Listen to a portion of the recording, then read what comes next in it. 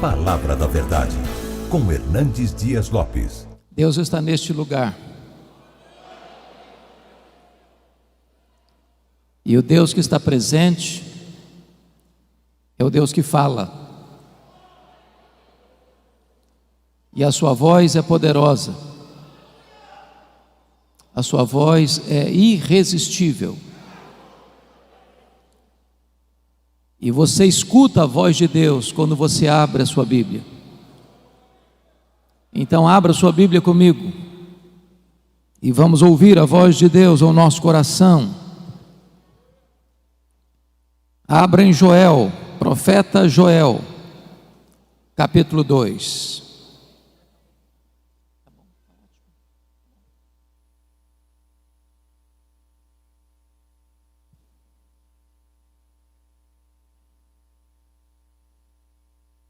Profeta Joel, capítulo 2.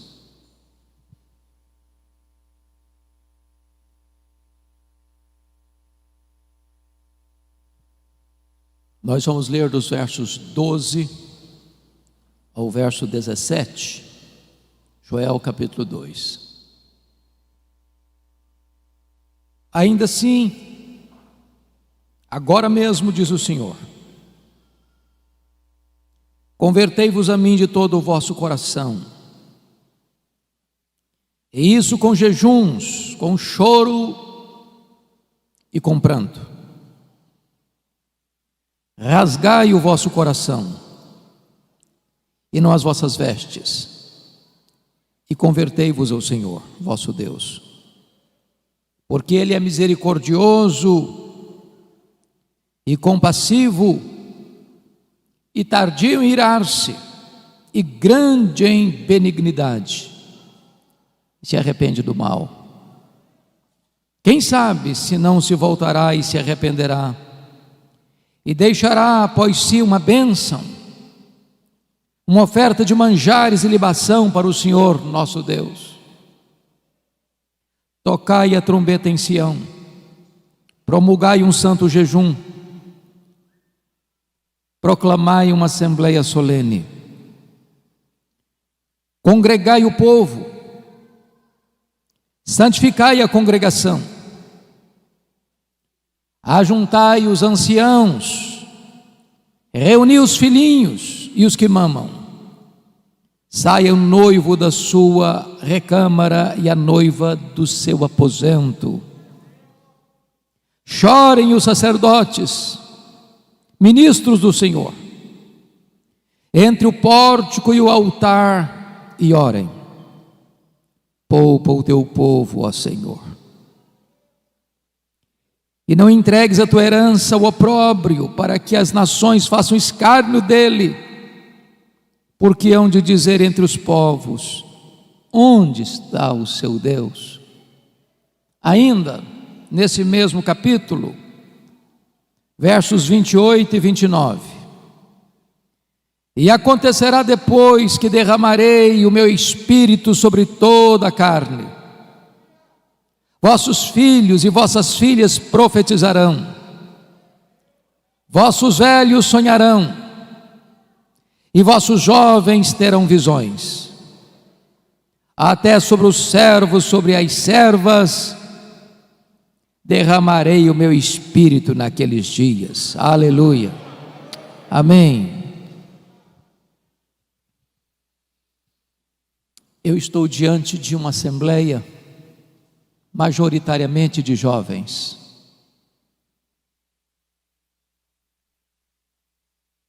Eu quero dizer a vocês, jovens, e aos demais irmãos, como vocês todos bem têm ciência de que nós estamos vivendo os tempos mais críticos, mais difíceis, mais amargos das últimas gerações.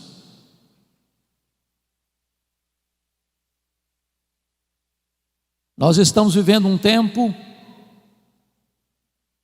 onde concentradamente, deliberadamente, forças sobre-humanas e forças das trevas têm agido sem pausa para destruir os fundamentos da família, da igreja, da sociedade. Certamente há uma grande onda de cristofobia no mundo.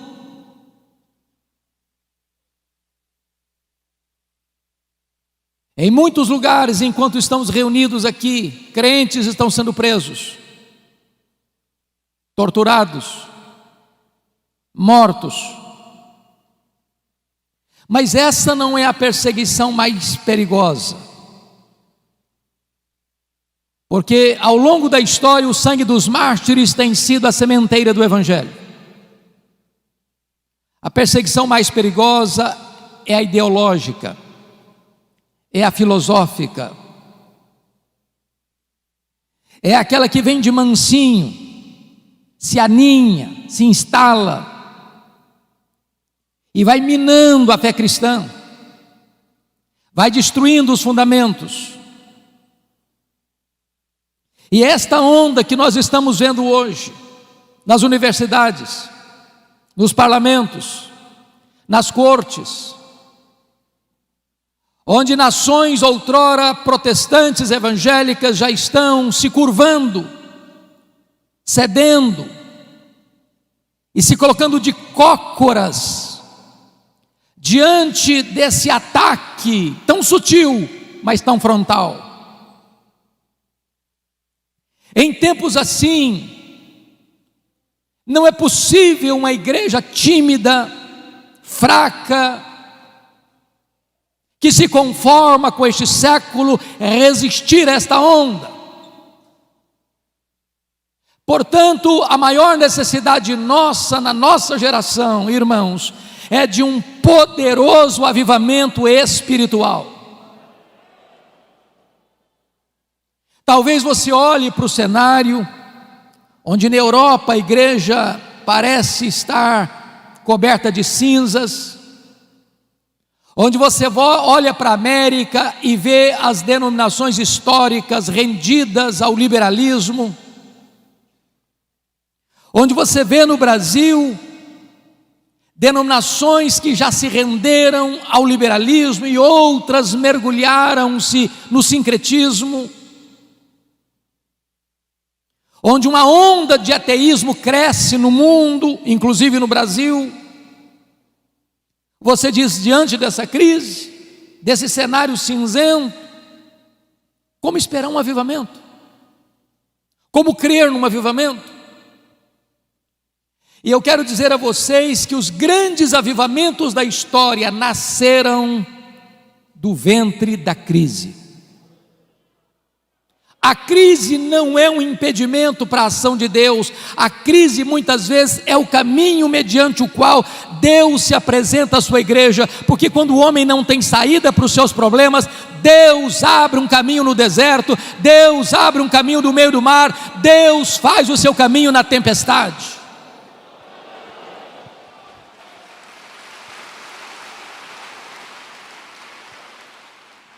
E eu queria que você, com a Bíblia aberta no texto comigo, eu preciso que você esteja com a sua Bíblia aberta no texto, para nós entendermos qual era a crise que o profeta Joel estava descrevendo para propor um avivamento ou uma volta profunda para Deus. Por favor, olha comigo. No capítulo 1, versículo 4, para uma cultura daquela época agropastoril, ou seja, o povo só podia sobreviver da agricultura e da pecuária. Olha comigo o verso 4, o que está acontecendo? O que deixou o gafanhoto cortador, comeu o gafanhoto migrador. O que deixou o migrador, comeu o gafanhoto devorador. O que deixou o devorador, comeu o gafanhoto destruidor.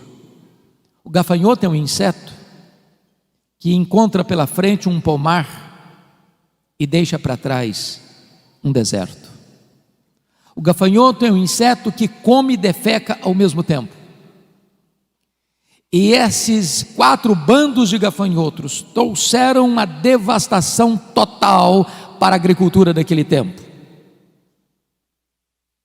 Se não bastasse isso, em segundo lugar, veja comigo o verso 10, capítulo 1. o campo está assolado e a terra de luto, porque o cereal está destruído, a vide se secou, as olivas se murcharam. O que você nota aqui é um cenário de seca severa. As chuvas não descem, o solo não produz, não tem alimento, os armazéns estão vazios, os celeiros estão vazios, a mesa está sem comida. Mas em terceiro lugar, olha comigo o verso 12 deste capítulo 1. A vide se secou, a figueira se murchou, a romeira também e a palmeira, entenda-se aqui a tamareira, e a macieira, todas as árvores do campo se secaram, e já não há alegria entre os filhos dos homens. Se você percebeu, todas estas árvores descritas são frutíferas, a base da economia, a base da comida na mesa, a base da sustentação do povo. Estamos falando de uma crise de sobrevivência, não só de um ataque de insetos, mas de uma seca severa. Mas tem mais. Olha comigo o versículo 17. A semente mirrou debaixo dos seus torrões, os celeiros foram assolados, os armazéns derribados, porque se perdeu o cereal. Em outras palavras, mesmo diante da seca e do ataque de insetos, o povo ainda pegou as suas poucas sementes que tinham e apostou na esperança e plantou na esperança de que aquela semente pudesse ser regada por uma chuva e pudessem ter colheitas. Mas até esta semente morreu mirrada no ventre da terra. Mas tem mais. Como é que fica diante disso a pecuária? Olha o verso 18.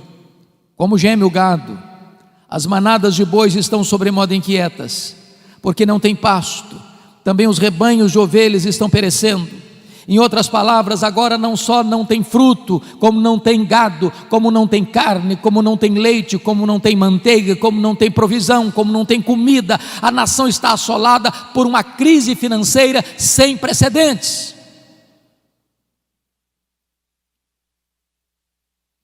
Se você perceber, a crise não fica só aí. Quando chega no capítulo 2, o profeta faz a descrição de uma invasão militar. Muito provavelmente ele está descrevendo aqueles dias vividos pelo rei Ezequias, quando o reino do norte, cuja capital era Samaria, caiu no poder da Síria. E agora este mesmo poderoso exército que derrotou as 10 tribos do norte, cerca Jerusalém. Um poder irresistível. E a descrição que ele faz no capítulo 2 é de que o povo está completamente cercado, entrincheirado, encurralado, e não tem condições de oferecer resistência a este poderoso exército que está cercando a cidade. Este é o cenário. Crise política, econômica. Se você perceber comigo no capítulo 1, versículo 9, a igreja está sofrendo as consequências. Cortada está da casa do Senhor a oferta de manjares e a libação, e os sacerdotes, ministros do Senhor, estão enlutados. Então tem crise na igreja, tem crise no Estado, tem crise na economia, tem crise na política, tem crise social, tem crise para todo lado. O que fazer numa hora dessa? É aí que entra o capítulo 2, versículo 12, que nós lemos. Ainda assim, agora mesmo, diz o Senhor, convertei-vos a mim. O Brasil está em crise, o mundo está em crise. Os homens estão desesperados. Mas quando na crise o povo de Deus se volta para Deus, nasce o sol da esperança, nasce a cura, nasce a restauração. E eu gostaria que você olhasse comigo nesta noite quais são esses aspectos dessa volta para Deus, a natureza dessa volta para Deus. Primeiro, é uma volta para uma relação pessoal com Deus. Olha o verso 12: convertei-vos a mim. Não se trata de uma relação institucional. Não se trata apenas de você ser membro de Canaã ou de qualquer outra comunidade cristã evangélica de Fortaleza.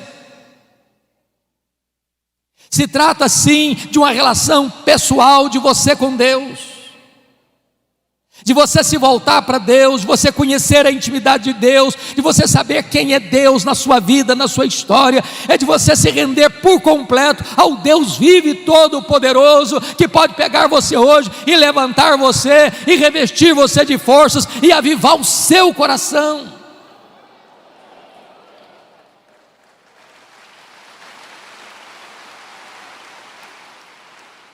Mas em segundo lugar, irmãos, esta volta é uma volta com profundidade, porque o texto diz: convertei-vos a mim de todo o vosso coração. Não é aquela volta para Deus porque o calo está doendo, não é aquela volta para Deus porque você está desempregado, não é aquela volta para Deus porque você está enfermo, não é aquela volta para Deus porque o seu casamento está abalado, não é aquela volta para Deus para resolver um problema familiar urgente. Você pode ter todas essas motivações, e é bom que você volte nessas circunstâncias, mas quando o problema vai embora, quando a situação se resolve, muita gente se volta para trás e continua longe de Deus do mesmo jeito. Como diz o profeta Oséias: ó Israel, o teu amor cedo passa. Deus quer que você se volte para Ele com profundidade, de todo o seu coração. Que Ele seja o amado da sua alma, que Ele seja o prazer da sua vida, que Ele seja o deleite do seu coração, que Ele seja a sua maior riqueza, que Ele seja o seu maior tesouro, que Ele seja a sua riqueza e a sua herança.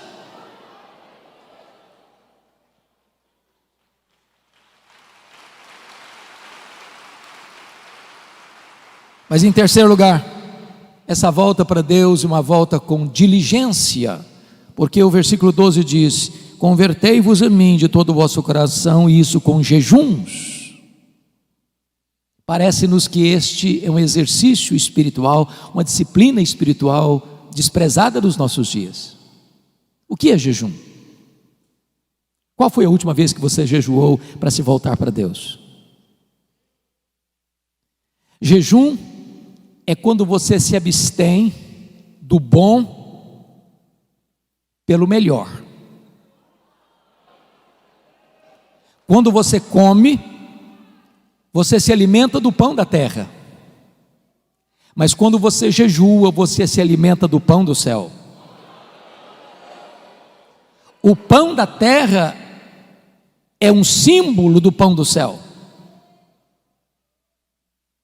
Mas quando você abre mão do pão da terra para jejuar, você está dizendo que o pão do céu é mais importante e é mais saboroso do que o pão da terra.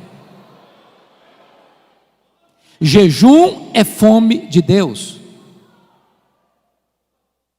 A nossa geração está tão acostumada com o sabor do pão da terra que perdeu o sabor do pão do céu. A nossa geração está tão acostumada com o pão da terra que perdeu o apetite pelo pão do céu. E nós precisamos buscar a Deus, entendendo que não só de pão vive o homem, mas de toda a palavra que procede da boca de Deus.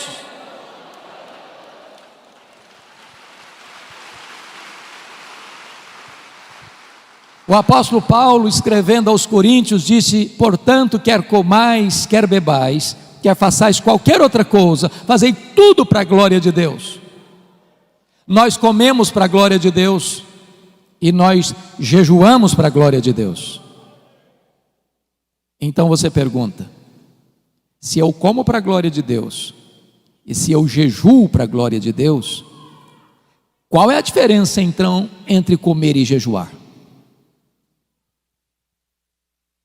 É que quando você come para a glória de Deus, você se alimenta do símbolo do pão do céu. Mas quando você jejua para a glória de Deus, você se alimenta do próprio pão do céu. Oh, irmãos, nós precisamos nos voltar para Deus, desejando mais a Deus do que as bênçãos de Deus. Mais a presença de Jesus, como cantamos, do que dinheiro, do que sucesso, do que prazeres. Mas em quarto lugar, irmãos, essa volta para Deus, confiram comigo, esta volta para Deus precisa ser uma volta com quebrantamento, porque o verso 12 ainda diz: convertei-vos a mim com choro e com pranto. Às vezes nós estamos voltando para Deus com o coração seco demais e com os olhos enxutos demais. Qual foi a última vez que você chorou voltando-se para Deus? Qual foi a última vez que você chorou como Neemias chorou ao saber da realidade dramática do seu povo, o estado da sua igreja? Qual foi a última vez que você chorou como Davi chorou ao ver a sua família nas mãos do inimigo? Qual foi a última vez que você chorou como Pedro chorou pelos seus próprios pecados? Qual foi a última vez que você chorou ao olhar para Jerusalém de hoje, olhar para a igreja de hoje, como Jesus chorou à entrada da porta de Jerusalém? Jerusalém, Jerusalém, quantas vezes quis eu agasalhar-te debaixo das minhas asas e tu não quiseste. É hora de chorar, irmãos. Chorar pelos nossos pecados, chorar pelo estado da nossa nação, chorar pelos nossos governantes, chorar pela nossa cidade, chorar pela igreja.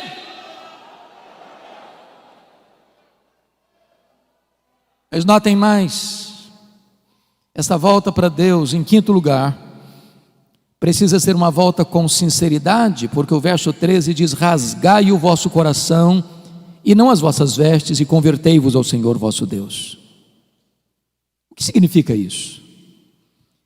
Esta cerimônia de rasgar as vestes acontecia quando alguém ficava muito chocado, atônito com a situação de escândalo, de vergonha, de pecado, de opróbrio. Então, quando as pessoas viam alguma coisa muito triste, muito dolorosa, muito escandalosa, e elas ficavam com um senso de vergonha diante daquela realidade, eles rasgavam as roupas. Mas de repente, a cerimônia ou o fato de rasgar as roupas foi se tornando um hábito, um costume, e virou um emblema de uma espiritualidade hipócrita, mentirosa, uma espiritualidade cênica, um teatro espiritual. E sabe, irmãos, não tem nada mais perigoso do que o nosso coração enganoso. De repente nós começamos a fingir uma espiritualidade que não temos. De repente nós temos uma espiritualidade de palco, de performance, de teatro, onde nós passamos uma ideia de que somos cheios do Espírito Santo, quando estamos secos. De repente nós passamos uma espiritualidade de gente de Deus, de cheio do Espírito Santo, de oração e de piedade, que isso não acontece mais. Muitas vezes nós somos como Moisés, que desceu do Monte Sinai, o rosto dele brilhava, e diz a Bíblia que as pessoas não podiam se aproximar dele por causa da glória de Deus, do brilho do rosto dele. E então o que Moisés fez? Ele pôs um véu no rosto, para que as pessoas pudessem se aproximar. Mas esse homem tão ousado, esse homem que fez dobrar diante dele com um cajado na mão o mais poderoso império do mundo, o império egípcio, diz a Bíblia que num dia ele foi covarde, ele não foi ousado, ele não foi corajoso. Sabe que dia? Quando ele percebeu que aquele brilho do rosto dele estava desvanecendo, e ele não queria que ninguém soubesse disso. Ele manteve o véu quando não precisava mais do véu. Ele queria passar uma imagem para as pessoas que ele era muito espiritual. Ele queria passar para as pessoas a ideia de que a Shekinah de Deus estava no rosto dele. E diz Paulo, nesse dia ele não foi ousado. E você e eu, se queremos experimentar um poderoso reavivamento espiritual, precisamos ter muito cuidado com os clichês, com os jargões que nós criamos. Às vezes nós vamos orar, damos uma tremidazinha na voz para passar a ideia que nós somos espirituais. Deus não se importa com isso. Ele conhece o coração. Ele está dizendo, rasgue o coração, rasgue o coração, rasgue o coração nessa volta para mim.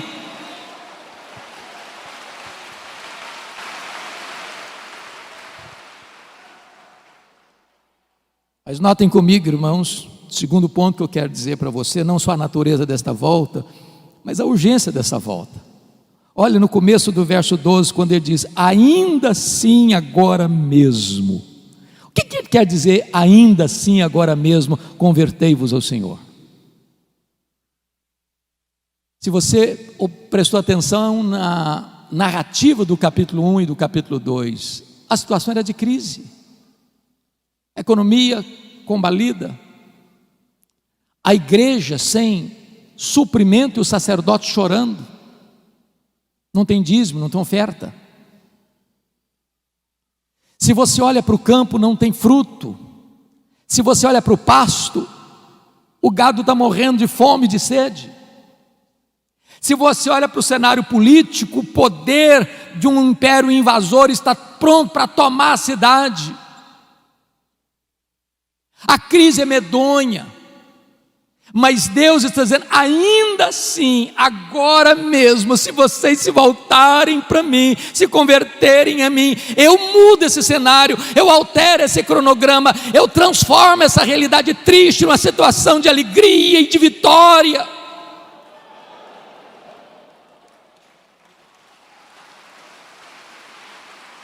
Os destinos de uma nação, irmãos, não estão nas mãos dos governantes. Não é de Brasília que procede a restauração da nação, é do coração da igreja de Jesus Cristo. O Senhor Deus disse: se o meu povo, que se chama pelo meu nome, se humilhar e orar e me buscar e se converter de seus maus caminhos, então eu ouvirei dos céus, perdoarei os seus pecados e sararei a sua terra. Em tempos de avivamento, Deus levanta a igreja e Deus restaura a nação. Eu quero conclamar você, jovem, você pai, você mãe que está aqui. É tempo de nós nos voltarmos para Deus. Não dá para esperar mais, não dá para sermos crentes meia boca mais, não dá para sermos crentes mornos mais, não dá para sermos gente descomprometida mais. É tempo de nos voltarmos para Deus. Isso é urgentíssimo.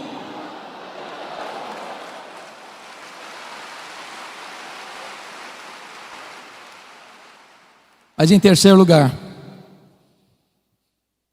depois que você examina a natureza da volta e a urgência da volta, o profeta Joel vai nos dar um motivo para essa volta para Deus.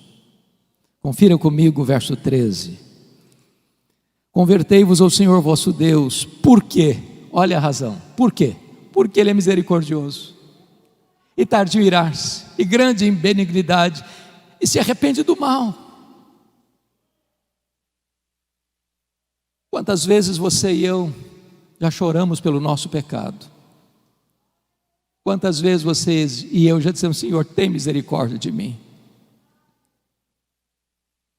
Porque se Deus observar os nossos pecados, nós vamos perecer. Talvez você pergunte: mas como assim, pastor? Pecando?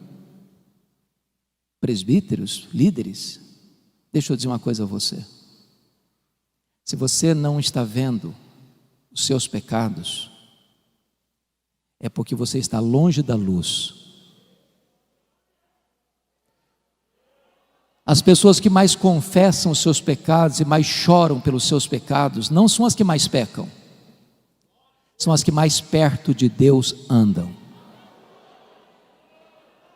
Porque quando nós estamos na presença daquele que é santo, santo, santo, até os serafins cobrem o rosto.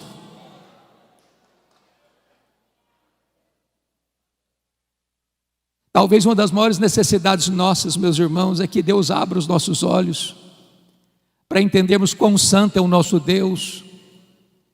E este Deus é o Deus que é compassivo e benigno. Ele habita lá no alto e sublime trono, mas Ele habita com abatido e contrito de coração. E se você se voltar para Ele, Ele se volta para você. Se você correr para Ele, Ele vai abraçar você, Ele vai tirar suas vestes sujas, Ele vai restaurar a sua vida, Ele vai fazer uma festa com a sua volta, e você vai ter uma alegria tão gloriosa e bendita da comunhão com Ele. Então você e eu não temos que fugir de Deus, nós temos que correr para Deus. Se você, jovem, está pecando contra o seu Deus, se você caiu, se você desobedeceu, se você está longe de Deus, não fuja de Deus, fuja para Deus. Ele é o abrigo, Ele é o perdoador, Ele é o restaurador, Ele cura, Ele liberta, Ele salva, Ele levanta, Ele enche com o Espírito Santo, Ele usa a sua vida para a glória do seu nome. É a misericórdia dEle que nesta noite deve nos levar de volta para os seus braços.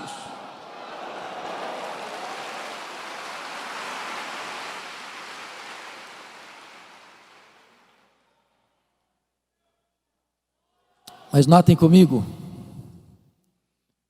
como é que deve ser esta convocação para a volta para Deus.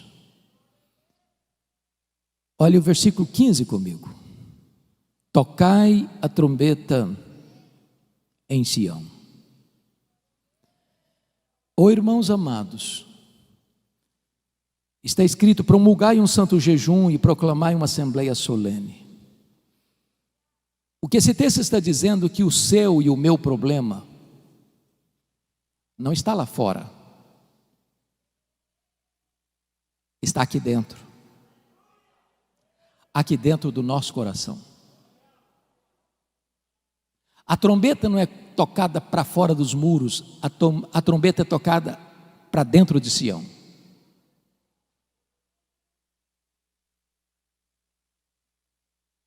Somos nós que temos que fazer um concerto com Deus. Somos nós que temos que nos voltar para Deus. O mundo lá fora não conhece a Deus. Eles estão atrás, não agora por causa da pandemia, mas nesse período atrás de um carro elétrico, numa passarela de carnaval, ou jogando droga nas veias, ou se embriagando, ou se prostituindo, ou correndo atrás de seminários de autoajuda, ou talvez de misticismo, de sincretismo, porque eles estão com um vazio enorme na alma, e eles não encontram uma forma de preencher esse vazio. Mas você e eu conhecemos a Deus, você e eu sabemos que Deus é a fonte da vida, você e eu sabemos que só Deus satisfaz a nossa alma, e é hora de nós nos voltarmos para Deus. A trombeta precisa ser tocada aqui, porque o juízo começa pela casa de Deus.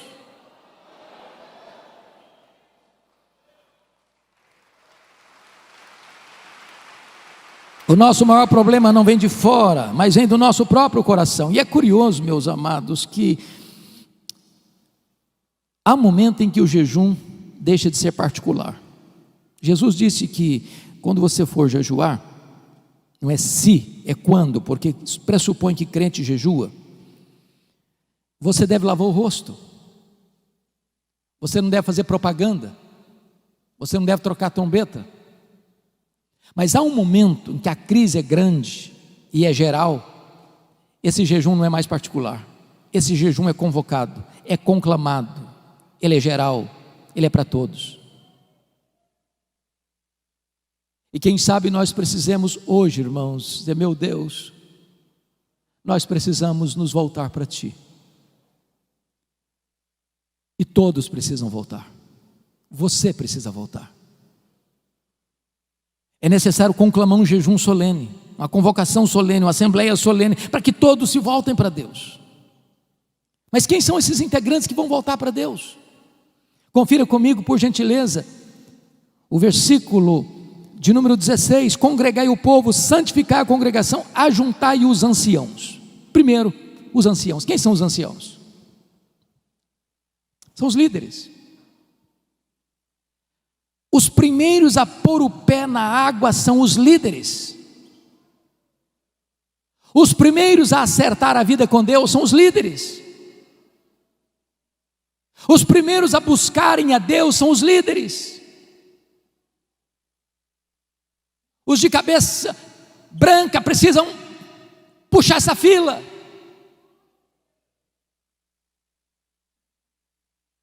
E eu estou certo de que a liderança desta igreja está incomodada, e está desafiada, e está desejosa de conclamar esta congregação a se voltar para Deus. E esta liderança está botando o pé na frente: estamos aqui, venham conosco. Mas quem mais precisa se voltar? Olha comigo o versículo 16: congregai, ajuntar os anciãos, reunir os filhinhos. E esta é uma expressão para a juventude. Lugar de jovem curtir a vida não é no mundo. Lugar de jovem viver a plenitude da vida é na presença de Deus. E eu quero convidar você, adolescente, eu quero convidar você, jovem, a colocar a sua juventude nas mãos de Deus e a buscar a Deus.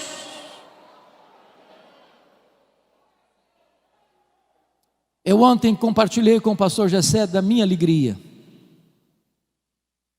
de vê-lo convocando a juventude para um café, que não era um café, era um encontro, um bate-papo sobre as coisas mais importantes, que esta geração de cabelos brancos, esta geração de anciãos está dizendo: nós já cumprimos o nosso ministério, estamos concluindo o nosso ministério, mas esse ministério não vai parar, esse ministério não vai ser interrompido, esse ministério não vai acabar. Nós estamos passando o bastão para a nova geração, e esta nova geração precisa estar imbuída do mesmo propósito, conhecendo a Deus, amando a palavra de Deus, comprometida com a palavra de Deus, para pregar a palavra de Deus no poder do Espírito Santo de Deus, para que a igreja de amanhã, a igreja, a segunda geração, seja mais viva, seja mais cheia do Espírito Santo, seja mais comprometida do que a geração atual.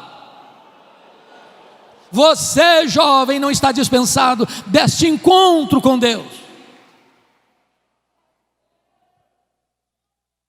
Se você olhar para a história da igreja, talvez os dois maiores avivamentos depois da reforma do século XVI aconteceram sob a liderança de jovens. O avivamento da Inglaterra do século XVIII começa com estudantes da Universidade de Oxford. Avivamento que levanta a igreja das cinzas e que restaura a nação de uma crise medonha. No começo do século XX, no país de Gales, um país marcado pela jogatina e pela prostituição, o avivamento começa com um adolescente, Evan Roberts. E durante 6 meses, 100.000 pessoas salvas, a nação impactada, os estádios de futebol ficaram vazios e as igrejas lotadas, e Deus restaurou aquela nação. Então eu quero conclamar você, adolescente, eu quero conclamar você, jovem, para você se voltar para Deus e experimentar um poderoso avivamento em seu coração nesses dias. Mas quem mais deve se voltar? Confira comigo o versículo 16: também reuni os que mamam. Eu tenho visto muita gente: não, criancinha não pode ir para a igreja, é muito melindroso, é muito pequenininho, é muito sensível, é muito vulnerável. Na nossa geração, traziam-nos para a igreja, quase que logo depois do parto. Estamos vivos até hoje. Igreja é lugar de criança. Criança precisa vir para a igreja desde a meninice mais tenra, no braço do pai, no braço da mãe, no colo do pai, no colo da mãe, porque é aqui que ele começa a aprender, a conhecer a palavra de Deus, a amar a palavra de Deus e a conhecer a igreja do Deus vivo. As crianças não estão dispensadas nessa coletividade de buscar ao Senhor.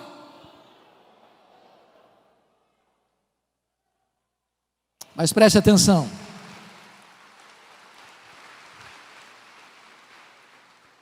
Quem é que deve buscar o Senhor? Diz o texto no verso 16: sai o noivo da sua recâmara e a noiva do seu aposento. O que significa isso?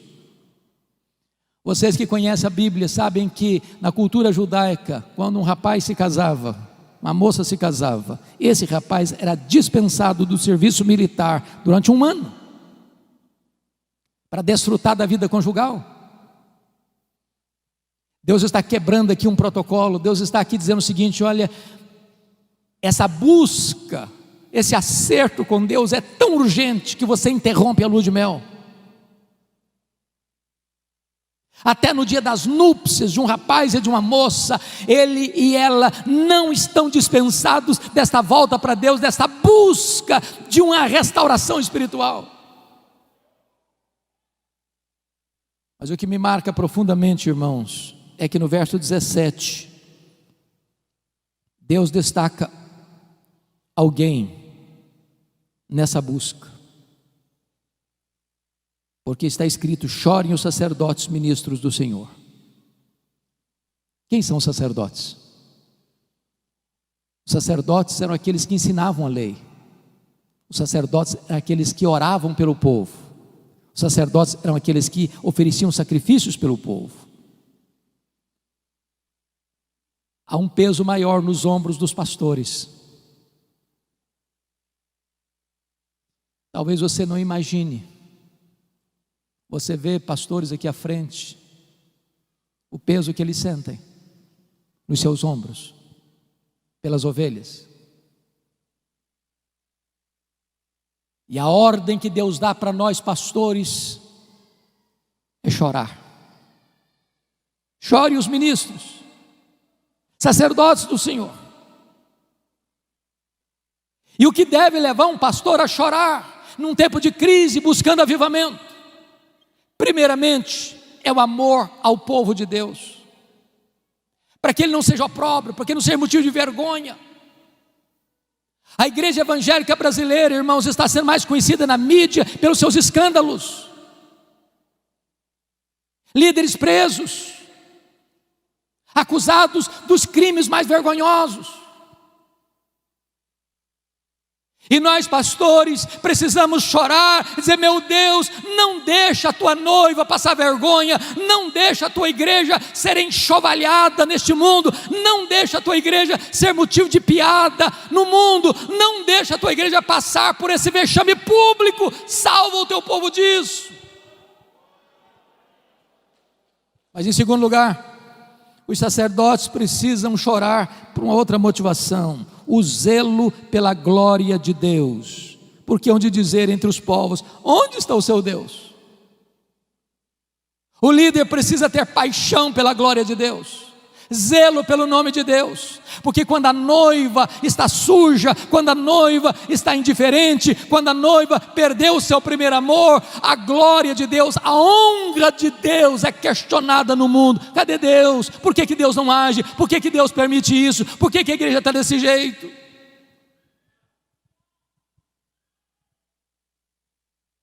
Mas notem comigo, irmãos, que quando o povo atende à conclamação de Deus, um milagre extraordinário começa a acontecer. E a primeira coisa, confira comigo o verso 18, porque tem uma palavra aí que é a dobradiça do texto, é o elo de ligação do texto. Então, o Senhor se mostrou zeloso da sua terra e compadeceu-se do seu povo. Oh, irmãos, nós aguardamos esse tempo de avivamento. Sabe o que vai acontecer? Deus reverte tudo aquilo que estava descrito de crise no capítulo 1. Se não, vejamos. Primeiro, olha o versículo 19 comigo. E respondendo lhe disse: eis que vos envio o cereal e o vinho e o óleo, e dele sereis fartos, e vos não entregarei mais ao opróbrio entre as nações. A economia é recuperada. Quem restaura a economia é o próprio Deus. Segundo lugar, olha comigo o versículo 20. Diante do cerco do inimigo, olha o que vai acontecer: mas o exército que vem do norte eu removerei para longe de vós, lançá-lo-ei em uma terra seca e deserta. O inimigo que está entrando, invadindo, ameaçando, Deus o dispersa, Deus dá livramento. Terceiro, numa época de chuva, de seca, olha o resultado no verso 23.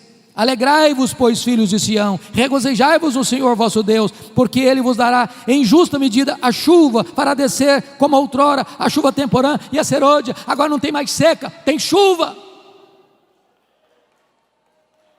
Quarto lugar, diante do ataque dos gafanhotos, olha o resultado no verso 25: restituir-vos-ei os anos que foram consumidos pelo gafanhoto migrador, pelo destruidor, pelo cortador, o meu grande exército que enviei contra vós outros.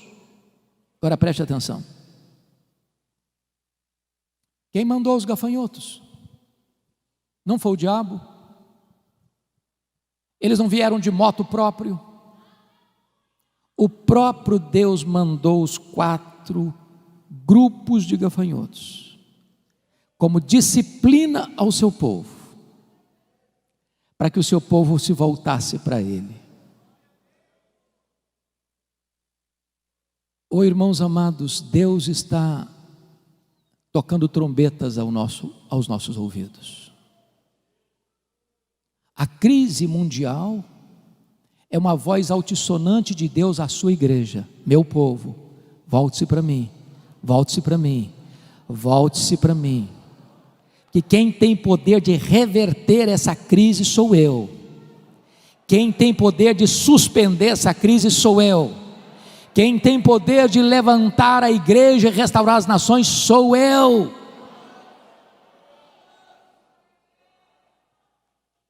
Mas em último lugar, irmãos, preste bem atenção no que eu vou lhes dizer. Nós cantamos isso aqui hoje. Sabe qual era o maior problema do povo? Não era a seca, não era a falta de fruto no campo, nem de gado no curral.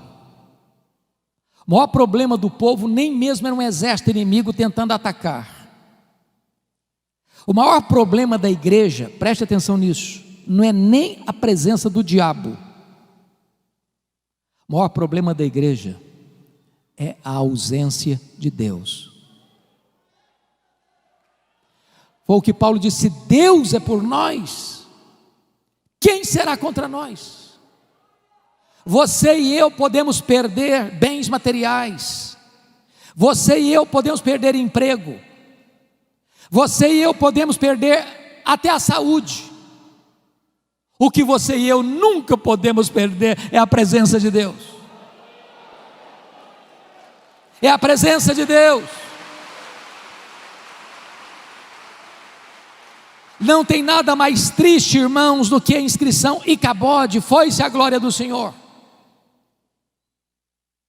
É por isso que está escrito no verso, confira comigo aí por gentileza, 27, sabereis que eu estou no meio de Israel, e que eu sou o Senhor vosso Deus, e não há outro, e o meu povo jamais será envergonhado. É a presença de Deus, é a presença de Deus, é a presença de Deus.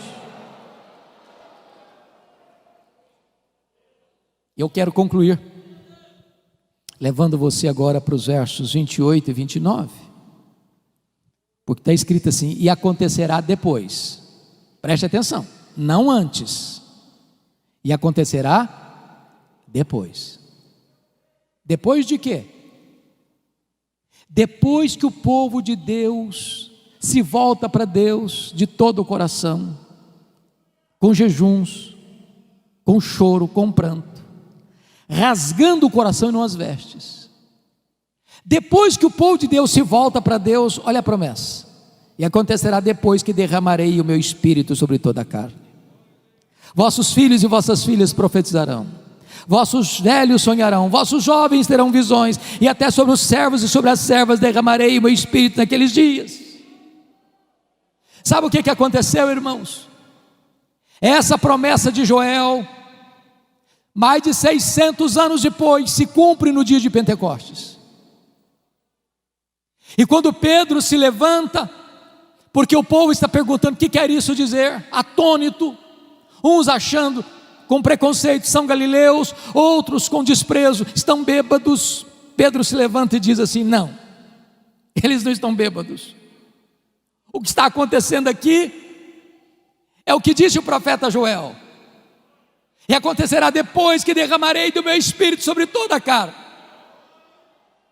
E esta promessa não é apenas para nós, não é apenas para vós, é para os vossos filhos, é para aqueles que estão ainda longe, é para quantos o Senhor nosso Deus chamar. Significa o seguinte: essa promessa de Joel é para a igreja evangélica, Assembleia de Deus, Ministério Canaã. Esta promessa é para você que está aqui hoje, nesta noite. Esta promessa é para você que está acompanhando este culto pela internet. Esta promessa é para a igreja evangélica brasileira. Esta promessa é para os nossos dias.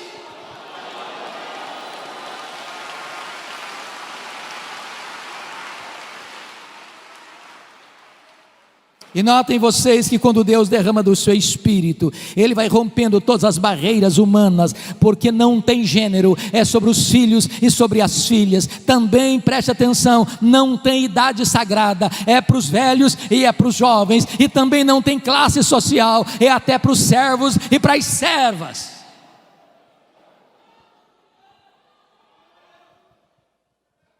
E diz o texto, duas coisas eu destaco para fechar: vossos filhos e vossas filhas profetizarão. Ô pastor, como é bom ter a perspectiva de ver jovens se levantando para pregar. Deixa eu lhes dar um pequeno testemunho. Quando eu nasci, minha mãe me consagrou para Deus, para ser pastor, porque ela tinha que fazer uma escolha entre a vida dela e a minha. O médico disse: não dá para salvar os dois, tem que fazer uma escolha. E a minha mãe disse: eu não abro mão desse filho, estou pronto a morrer por ele, a dar minha vida para ele, mas eu não desisto dele. E a minha mãe fez um voto para Deus e disse: se esse filho sobreviver, eu quero que ele seja um pastor, eu o consagro para ser um ministro do Evangelho. Deus ouviu a oração da minha mãe e eu nasci. Mas a minha mãe, sábia que foi, nunca me contou esse projeto dela com Deus, porque ela não queria que eu fosse sugestionado para um seminário. Ela queria que Deus me chamasse. E o meu sonho de criança, de adolescência e de juventude era ser advogado e político. Eu não abria mão de assistir todos os comícios da minha cidade. No dia que eu fiz 18 anos, eu tirei meu título, me filiei num partido e tinha sonhos. E um dia eu estou conversando com um homem de Deus e disse para ele: depois que eu realizar os meus sonhos, que eu for um homem bem sucedido profissionalmente, eu vou entrar num seminário, fazer teologia e me preparar para servir a Deus melhor. E esse homem, usado por Deus, botou o dedo no meu nariz e disse: você quer dar as sobras para Deus? Deus quer você agora, com a sua juventude, com a sua inteligência, com a sua força. E aquela palavra entrou no meu coração como uma flecha. E aquele dia foi o dia do meu chamado para o ministério. Eu quero dizer para você, jovem, que hoje esteve no café da manhã, e outros mais que Deus há de levantar, que você possa se levantar para ser um pregador poderoso da palavra de Deus na nossa geração. Que o melhor dos nossos filhos se levantem como pregadores nessa geração. Vossos filhos e vossas filhas profetizarão. Mas tem mais, está escrito aqui: vossos velhos sonharão. O que significa isso? Não é que você comeu um pouco mais no jantar e de noite sonhou, não. Se você perceber a marca do velho, e eu posso dizer isso porque meus cabelos já estão brancos, é que nós vivemos das glórias do passado. Nós começamos a ler a vida pelas lentes do retrovisor. E quando um velho está cheio do Espírito Santo, ele começa a olhar para frente, ele começa a ter planos, ele começa a sonhar, ele começa a projetar, ele começa a ter alvos elevados. Ele é um Caleb que com 85 anos quer conquistar uma montanha. Então deixa eu dizer uma coisa para você de cabelos brancos: não tem aposentadoria no reino de Deus. Enquanto você tiver fôlego de vida, enquanto você tiver um fiapo de vida, você está convocado a fazer a obra de Deus.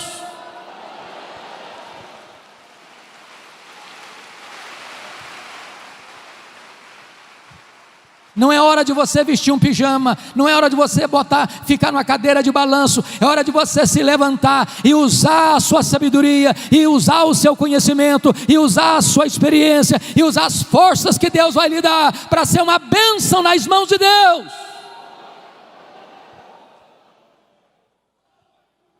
Mas o texto conclui dizendo: e os vossos jovens terão visões. Claro que não está falando também de visões místicas. A marca do jovem é ter força, mas falta-lhe a experiência. Mas um jovem cheio do Espírito Santo, ele é mais sábio do que um velho insensato. Um jovem cheio do Espírito Santo, ele tem visão da obra de Deus, e ele quer alcançar grandes coisas para Deus. E a nossa oração, irmãos, é que Deus se compadeça de nós, para que nós nos levantemos, crianças de peito, adolescentes e jovens, noivo e noiva, recém-casados, servos e servas, velhos e jovens, todos nós nos levantemos dizendo: Senhor, o Brasil está em crise, o mundo está em crise, a igreja está em crise, mas em tempo de crise o Senhor pode soprar sobre nós o teu sopro. Em tempo de crise o Espírito Santo pode vir sobre nós como um vento impetuoso e encher toda esta casa. Em tempos de crise o Espírito Santo pode descer em línguas como de fogo e pousar sobre cada um de nós e ficarmos cheios do Espírito Santo. E uma igreja cheia do Espírito Santo, ela não teme prisões, ela não teme açoites, ela não teme a morte, ela não teme perseguição, ela não teme martírio, ela não teme pobreza, ela não teme o diabo, ela não teme o mundo. Ela vai avançando, e ela vai avançando, e ela vai conquistando, e a glória de Deus vai se manifestando, e os cativos vão sendo libertos, e os pecadores vão sendo salvos, e um grande avivamento há de varrer a nossa nação para a glória de Deus.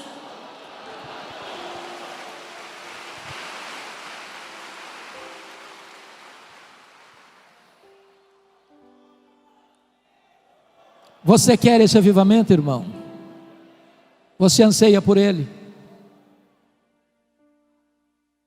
Não dá mais para esperar. Ainda assim, agora mesmo, diz o Senhor: convertei-vos a mim de todo o vosso coração. Que Ele nos ajude. Amém.